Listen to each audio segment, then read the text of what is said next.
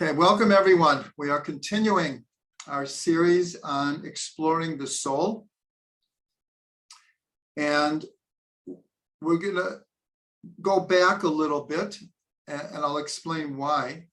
Is for those who remember, we spent an entire class talking about exploring, analyzing the idea of soul consciousness, not just in human beings, but in animals, in the plant world, and even the inanimate mineral world.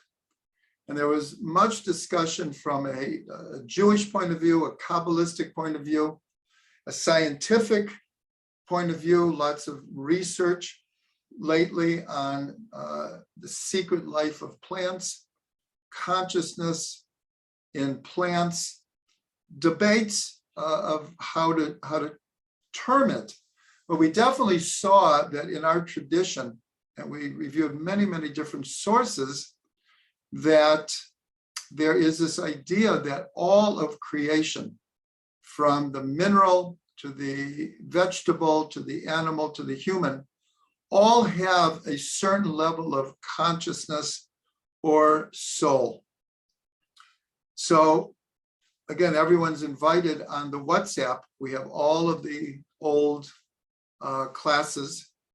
We're not going to go review all of that, but the reason I'm bringing it up again is I'm just showing you, this is a new book by Rav Ginsburg on Shemitah.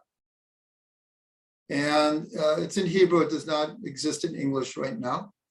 And I started learning it, and I came across just an incredible paragraph. So you'll see how going back over this will connect to the rest of the class. But I'm going to read this in Hebrew and then translate it, because it's not something that we haven't said already. But the fact that it's coming from Rav Ginsburg adds a lot of weight to it. So like I said, I'm going to read in Hebrew and then in English. So it says, Kodem Kol, HaParsha. Now we're talking about Parshat Bahar. Parshat Bahar is in the book of Leviticus, and the entire Parsha is about Shemitah and Yovel, about the sabbatical year and the Jubilee year. So he says, Kodem Kol, HaParsha Potachat. So he says, first of all, this parsha opens up with these words: Ki tavo la'oretz asher ani noten lechem.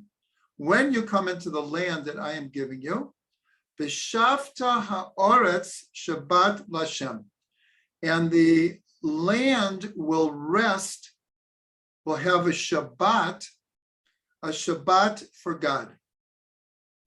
So he asks a question: Mani shomea kan? What am I hearing here? Shaha'oretz atzma shovetet, that the land itself is resting. Mi shovet. What are we talking about? Who are we talking about here? Harei devar domem she'eino chai lo shovat. From a simple point of view, if you look at the inanimate world, the mineral world, what do we mean that it's resting? Rak amashehu chai efshar lomar shehu shovet. Only on something that is alive can you say that it's resting. V'lo stam chai ela bal regesh, and not just something that is alive, but something that has emotions is going to understand that it is resting, that it feels that it's resting. So in other words, he's posing like questions here. What do you mean when it says that the land is resting? So then he says, Berega shekatuv v'shavta oretz Shabbat l'Hashem, zu hit yachasut lepinimiyut shel ha'oretz.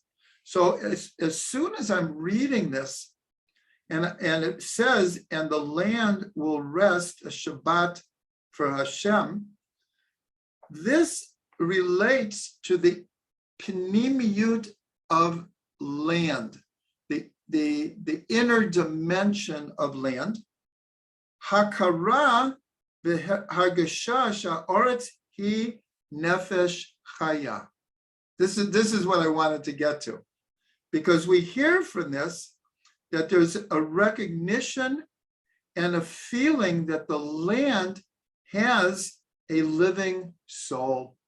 And the words here, nefesh chaya, is exactly the words that are used for the creation of animals and for human beings. Nefesh chaya. Efshar afilu lomar sha'oretz hi adam. And we could even say that the land is a person, a soul. Why? Al Yisrael katu, because about Israel it says, Atem kruim Adam. This is talking about the people of Israel. You are called Adam. Begama Eretz hi Yisrael, Eretz Yisrael. And also the land is called Yisrael, Eretz Yisrael.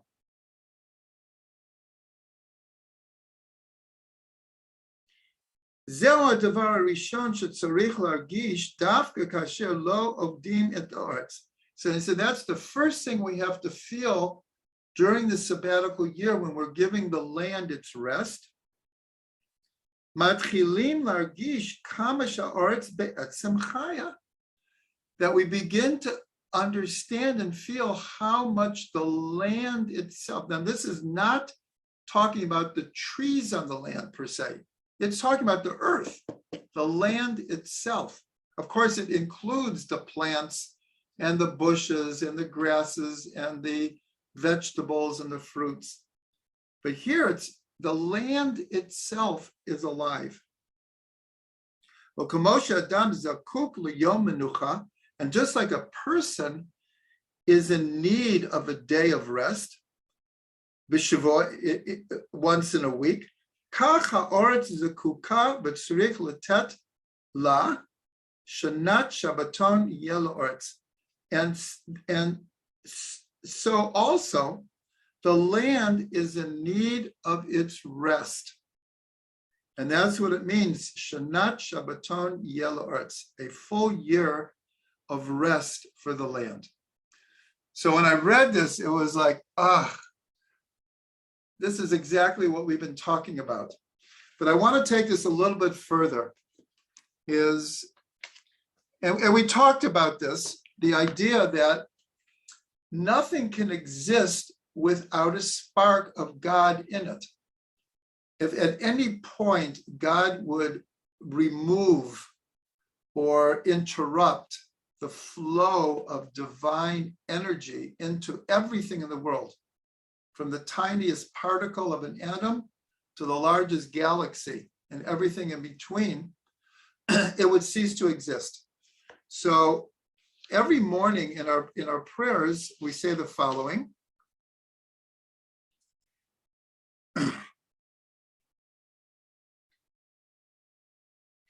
I'll just do it in English. It says, you are God alone.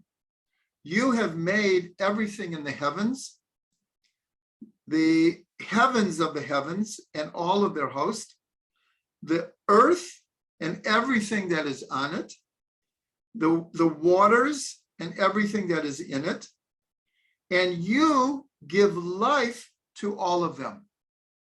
Now here, it doesn't say, and you created all of them. It says you give life.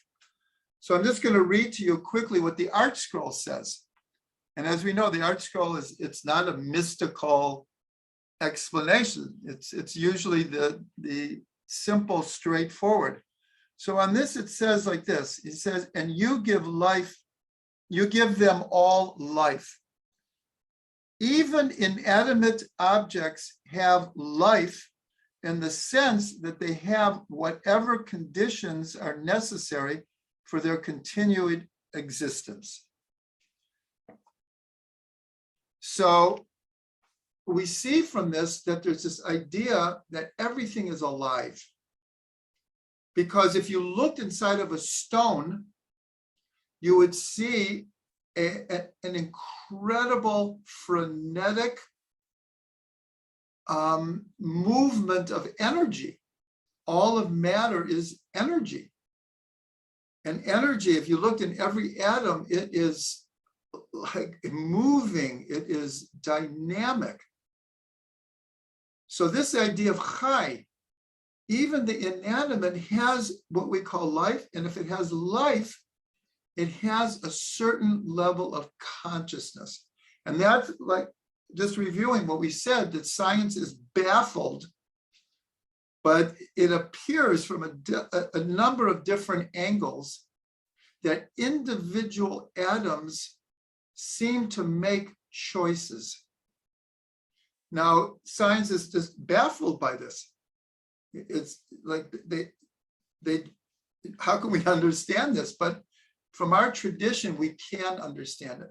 It doesn't mean that the consciousness of a stone is the same as a human being, or a human being's consciousness or soul is like an animal's, or an animal's is like vegetation.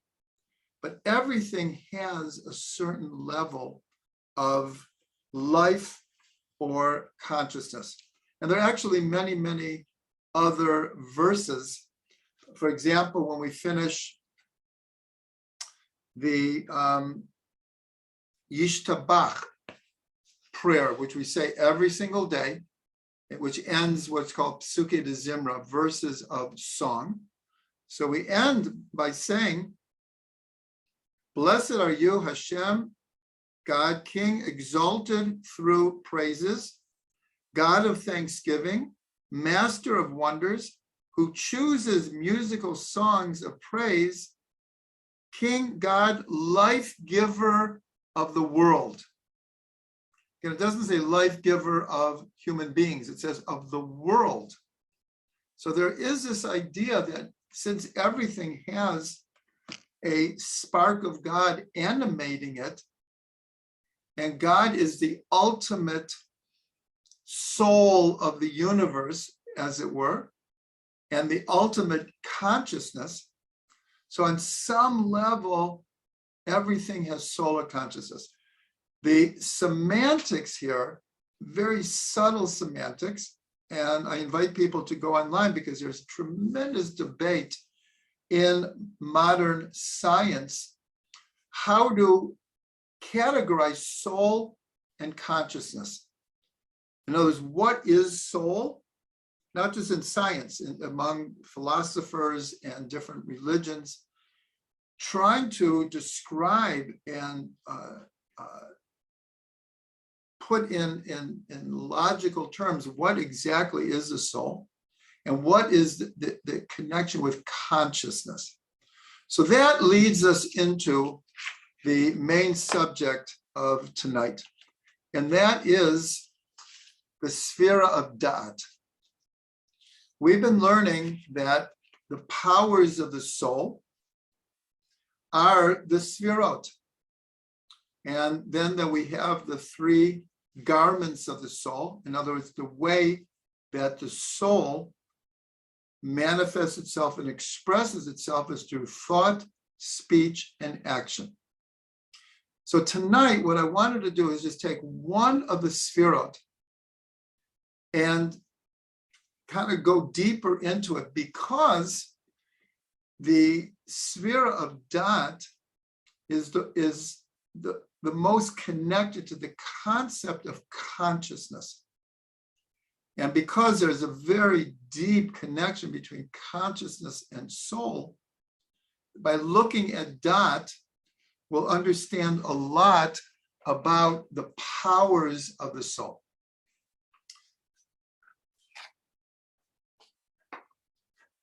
Okay, so some of this is review and other is going deeper into it. But if people remember that we always try to maintain, at least on the outer dimensions of the Sphirot, 10 Sphirot. So if you count Keter, as we've learned many times, you don't count Da'at. And if you count Da'at, you don't count Keter. And tonight we're going to try to understand this a little bit deeper. Why is that? Other than to maintain 10 Sphirot. Because when we look at the inner dimensions, again, as we've learned many times, there are 13 inner dimensions, because Keter has 3 dimensions, and if you count Dot, it adds up to 13. So we're told that the reason, other than to maintain 10, why when you count Keter, you don't count Dot, and vice versa, is because Dot is considered the other side of the coin of Keter, or a mirror image of Keter. But the difference is Keter is the supraconscious. It is what's called sovev conscious, a surrounding consciousness. And supraconscious means that exactly that. It hovers, it infuses, but it's very, very hard to, as it were, pin it down. But that's exactly what Dot does. The function of Dot is to draw Keter, because it's a mirror image of Keter. The difference is Dot is in what we'll call normative consciousness, whereas Keter is in supraconscious. And that which connects him on the deepest level is the idea of opposites and paradox. Because since the 3 heads of Keter, faith, pleasure, and will, and the whole idea of Keter is this idea of what's called nosei hafachim, of carrying opposites, which is, this is described to God, is many things in this world are opposites, like fire and water. Fire makes water evaporate, and water puts out fire. So they're opposites. But in heaven, because heaven is shin mayim, shemayim, shin mayim, eish and mayim. In Keter, in divine consciousness, all opposites merge together into oneness. But our world, we know from the first letter of the Torah, is a big bet. Our world, at least it appears to be dualistic, bipolar. Everything is opposites. There's everywhere you look, everything you see is opposite energies. And our task, in a sense, is to see the oneness that draws them all together.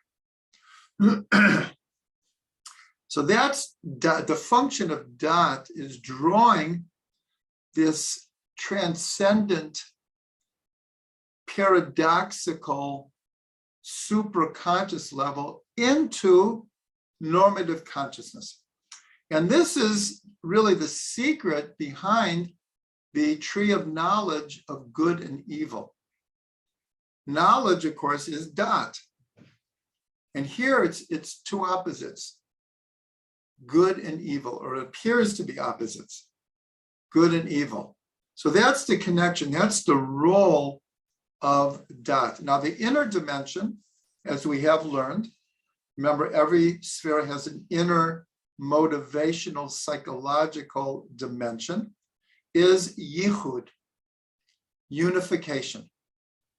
And that is the function. Because here we have Eitz Dot Tov Ra, the tree of knowledge of good and evil. And so it appears that the world is fractured. And that's exactly why God said, do not eat from the tree of knowledge of good and evil. But what's, in a sense, missing from the text is until you are permitted to eat from the tree of life. Once you eat from the tree of life, once you integrate deeply into your consciousness how everything ultimately is one, do not eat from the Eitz Dot Tov Ra, because then you'll think everything is dualistic, everything is polar, everything are opposites. And so that's the function of Dot. Dot contains opposites, good and evil. But the inner dimension is unity. And so human consciousness, animals also have consciousness, but it's not this kind of complex consciousness of a moral type of consciousness. So hopefully everyone remembers what the format of the Sphirot looked like. And Dad is in the middle column, right below Keter. And it's right below Chachma and Bina, wisdom and understanding. And we're told that the right side of the Sphirot represents the male energy, and the left side is the female energy. So Dat comes to unite them. It's a triangle. And Dat is yichud, is unity. And so it's like the right brain and the left brain. They need to be brought together. And that is Dat. But Dat also is the last of what we'll call the intellectual Sphirot.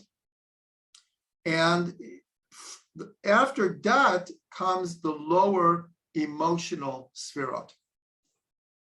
So in Kabbalah, we're told that in Dat, there's 5 Hasidim and 5 Gevurot.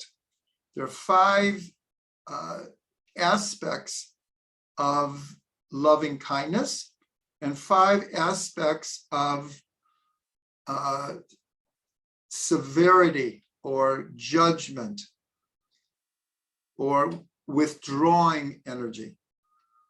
And so in the Zohar, Dat is called the opening to all of the lower Sphirot, because they all have to come through Dat. So here we see that the unity of consciousness is not only to unite wisdom and understanding, Chachma and Bina, but it's to unite the intellect with the emotions. And I can't remember which Hasidic Rebbe said that the greatest distance in the world is between the mind and the heart. We might think like some galaxy, which is 200,000 light years away, is a big distance. But this Hasidic Rebbe said, no. The greatest distance in the world is between the head and the heart. But that is where Dat is. Dat is the connector, the consciousness of connecting the intellect to the emotions. Keter is abstract. Because the superconscious is dealing with abstract concepts. Dat is dealing with the same concepts, but focuses in on clarifying those kind of concepts.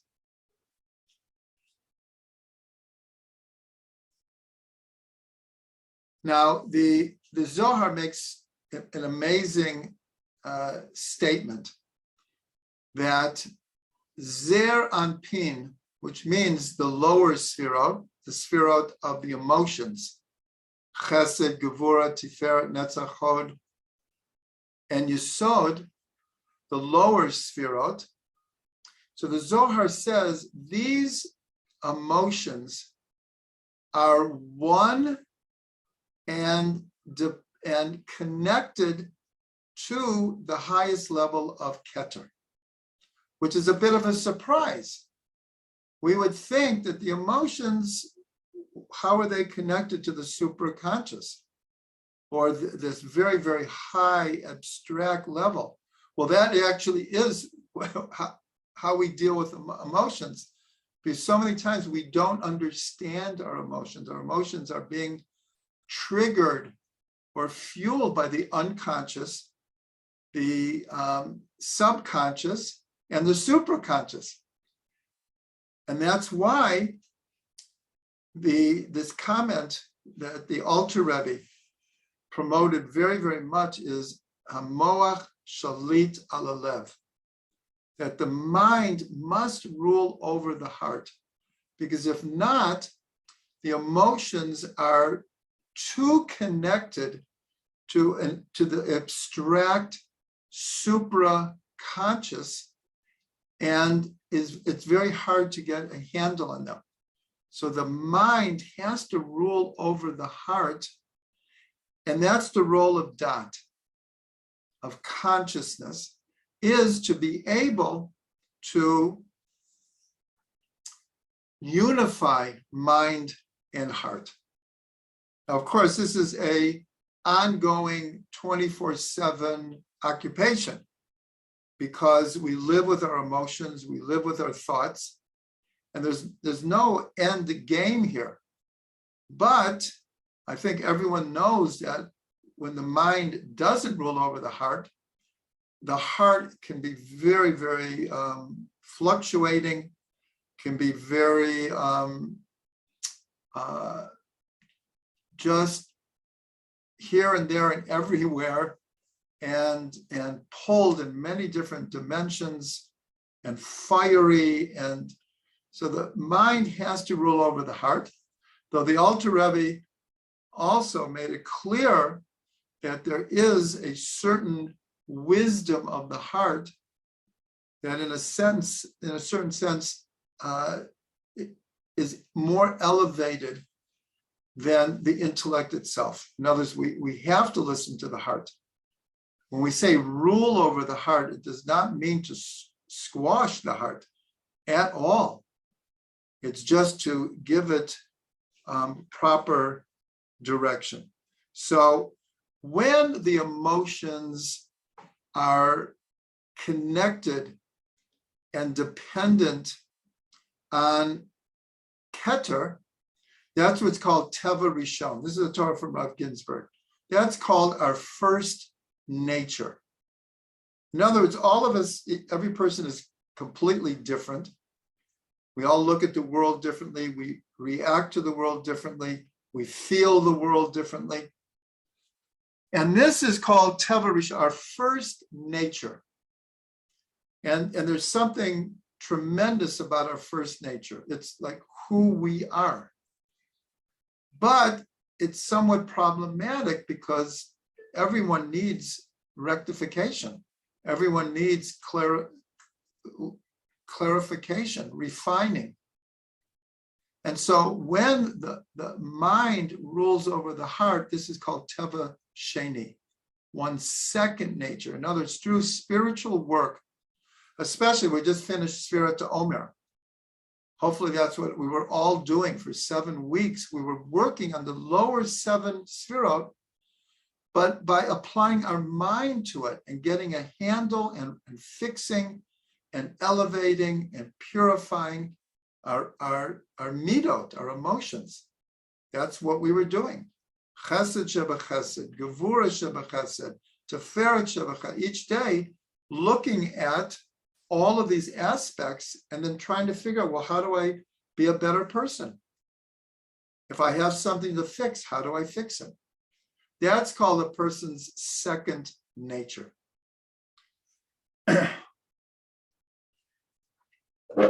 Okay, now, having said all of that, we're going to add a very, very important element here, and that is called choice.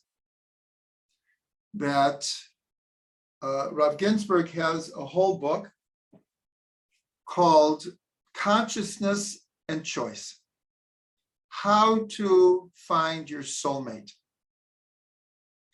The first half of the book is just about consciousness and choice, and it's all about da'at.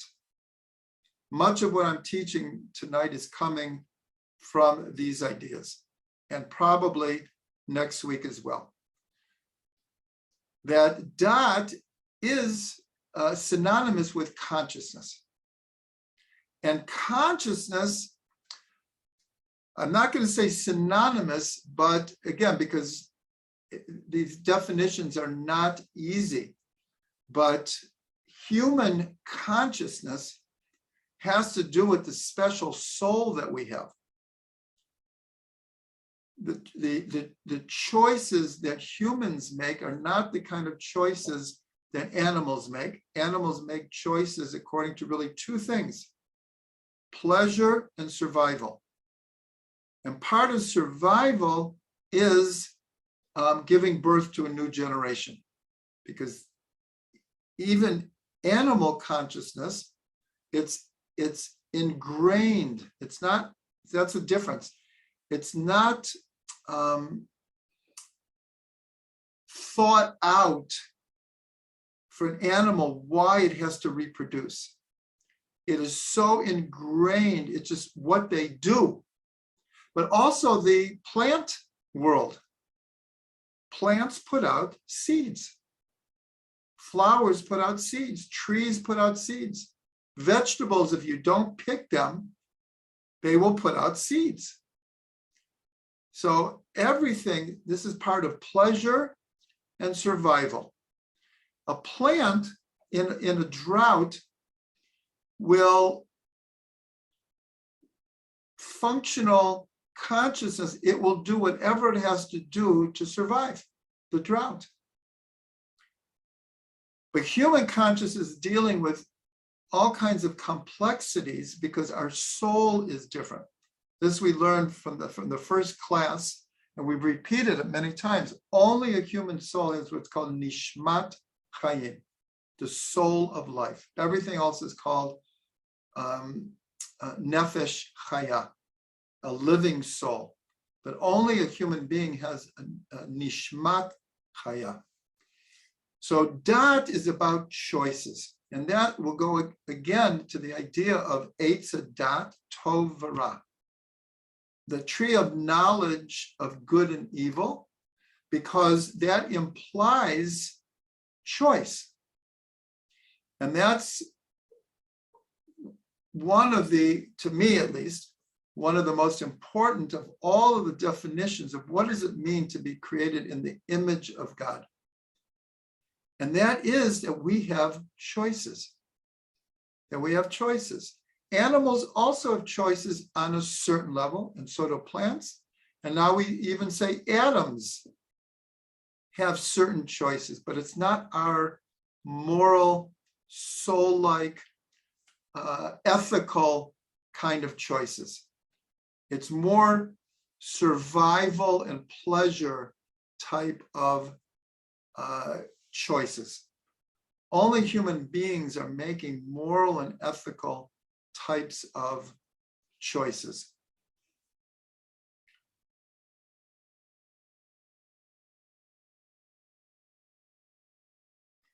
So, in the book of Amos, so it says like this.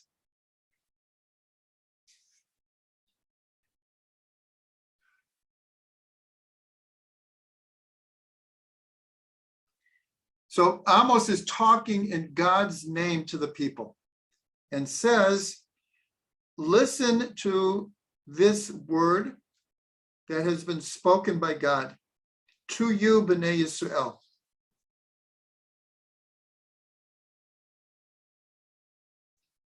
It says, Rak etchem yedati mikol mishpachot adama. Only you of all of the nations of the world have I known.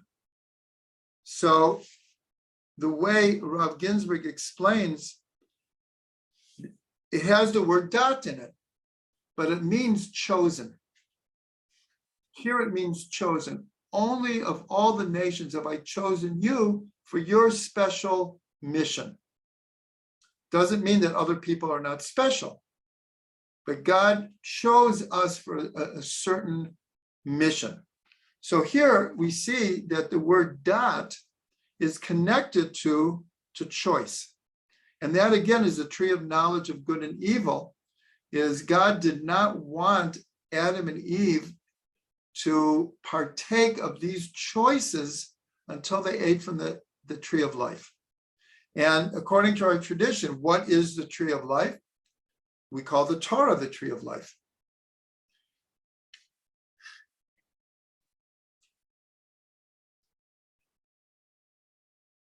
So here in Proverbs 19:2, there's a very, very important verse that connects da'at, consciousness, to soul. And that's why it's so important.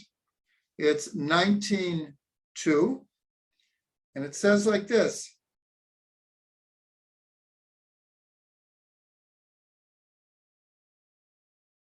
Gam below da'at, nefesh lo tov. Without knowledge, da'at, it's not good for the soul. In other words, there's a deep connection between soul. Here again, we're talking about human soul and human consciousness. That there's a deep connection between being conscious of the world from a human perspective, which has a divine perspective. Remember, Adam is Aleph Dam. Aleph is the soul and Dam is the body. And so we're not just a nefesh chaya. An animal is its consciousness is coming from the body, the pleasure and the survival of the body and the reproduction of the body. Whereas a human soul is coming from obviously a much higher level. Then there's one other important verse in Mishlei also, 24:4. And this is also one of the important connections to the Sphirot. So it says like this.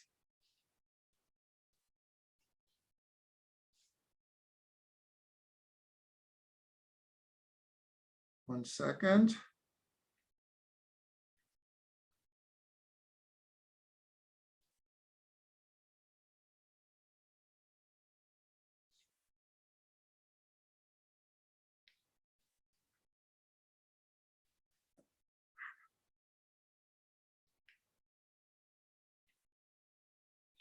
Oh, here.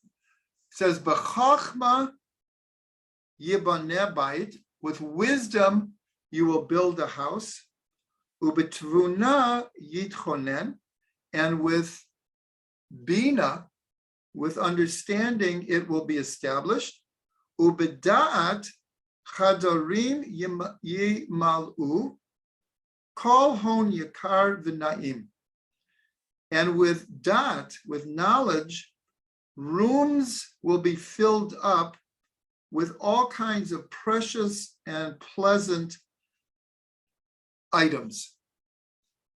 So this is an incredible verse from 3,000 years ago about the function of wisdom, of Chachma, Bina, and Dat.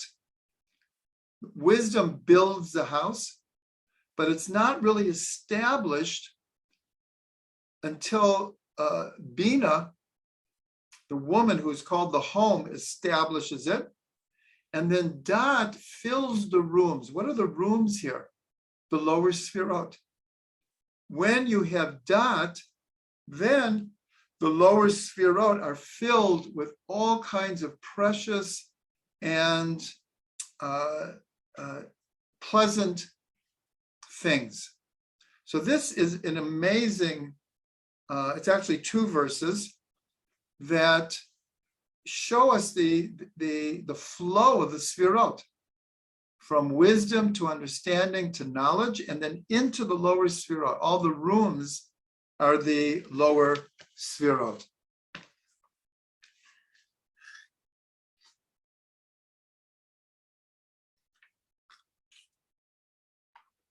Okay, so we have time for one more idea. And next week, we are going to be continuing with Da'at. We're not done with Da'at yet. We're just starting to understand the role of Da'at and the role of consciousness and the role of choice. These are so important to what the soul is doing in this world, the reality of the soul. So the last thing is, this is coming again from the same book on the sabbatical year on Shemitah. And Rav Ginsburg explains the connection between two different phrases that one is a phrase from Chazal and one is in the Tanakh. One phrase is Kol ma'asecha yu l'shem shamayim. All of your deeds should be for the sake of heaven. And he compares it to one of the most important phrases and, as we're going to see, innovative ideas of the Baal Shem Tov. And that's on the idea, B'chol derachecha de'ehu. In all of your ways, know him. Here's the word dat, de'ehu. So how does he explain it? So he says like this, we're going to start with Kol ma'asecha yu l'shem shamayim. All of your deeds should be for the sake of heaven. So this is a type of consciousness or attitude that everything we should do should be for the sake of heaven. Now we're going to use just one example, and there are many examples. We're going to use just one example. That is eating. So the attitude here is all of your actions should be for the sake of heaven. That we eat in order to give us strength to serve God. And in this way of looking at it, the food is a means to an end. There's nothing intrinsically holy about the food or the act of eating. It's just a fact of life that without food and drink, we would not have the ability to live, and we would not have the ability to serve God and do the mitzvah. So that's the explanation of all of your deeds should be the sake of heaven, meaning in the future. What I'm doing now is so I'll have strength in the future to learn and to do mitzvot and to serve God. B'chol derachecha de'ehu is somewhat different. In all of your ways, come to know him. So Rav Ginsburg brings the Arizal's explanation of what this means and the Baal Shem Tov's. And they're different. They could be seen as contradictory, but not really. They're just two different stages. But Rav Ginsburg points out, as he does in all places, that Hasidut is a further development of Kabbalah. And in essence, what the Baal Shem Tov did is he took the teachings of the Arizal and he brought it to a more accessible level. We'll put it that way. So how does the Arizal explain B'chol derachecha de'ehu? So he explains like this: in all of your deeds, you can know him. So he explains that in all the deeds that we do, there are many mitzvot that go along with it. So again, we're just going to use the example of eating. So here the Arizal is saying that the act of eating is, we come to know God because there's so many mitzvahs connected to it. Not so much that the eating itself is a way to know God, but we wash our hands before we eat. We make sure that the food is kosher. We say a bracha before we eat. We say an after bracha. We do mayim achronim. We do the wash the fingertips. In other words, every action in this world has all of these divine mitzvot connected to them. And through that, we come to know God. That's how the Arizal explains it.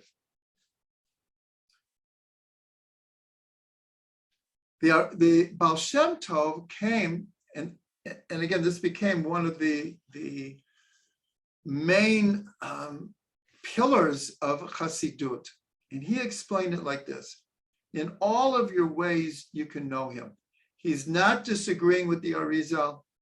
He's not disagreeing with this idea that all of your actions should be l'shem shamayim, but he's saying every act that we can do intrinsically can lead us to know God.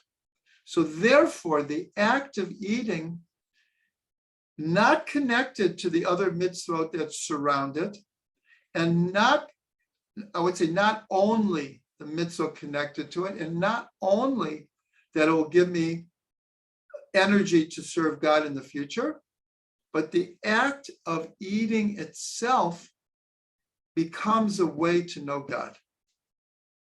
And therefore, every action that we do is a way to come to know God intrinsically.